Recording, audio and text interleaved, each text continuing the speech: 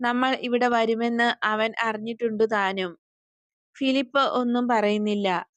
മനസ്സിൽ തിളച്ചു പൊള്ളി വരുന്ന വാക്കുകൾ നിയന്ത്രിക്കുവാൻ ബർത്തലോമിയോ അധരങ്ങൾ മുറുക്കി കടിച്ചു പിടിക്കുന്നു. അധരങ്ങൾ കാണാനേയില്ല. കൊള്ളാം, എന്തായാലും നമുക്ക് പോകാം. അവന്റെ അസാന്നിധ്യ നിമിത്തം ഞാൻ കരയാനൊന്നും പോകുന്നില്ല, പത്രോസ് പറയുന്നു. നമുക്ക് സ്വല്പനേരം കാത്തു നിൽക്കാം. ഒരുപക്ഷെ തിരക്കുകൊണ്ട് അവൻ താമസിച്ചു പോകുന്നതായിരിക്കാം, ഈശോ ഗൗരവത്തിൽ പറയുന്നു. തണലുള്ള ഭാഗത്ത് മതിലിനോട് ചേർന്ന് അവർ നിൽക്കുന്നു.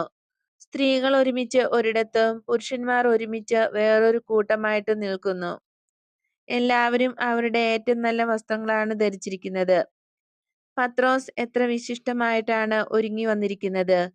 മഞ്ഞുപോലെ വെണ്മയുള്ള പുതിയ ശിരോവസ്ത്രം, ചുവപ്പും സ്വർണവും നിറത്തിലുള്ള ചിത്രത്തുന്നലുകളുള്ള വക്കുകൾ, ഏറ്റവും നല്ല ഉടുപ്പ്, കടും ചുവപ്പ് നിറം,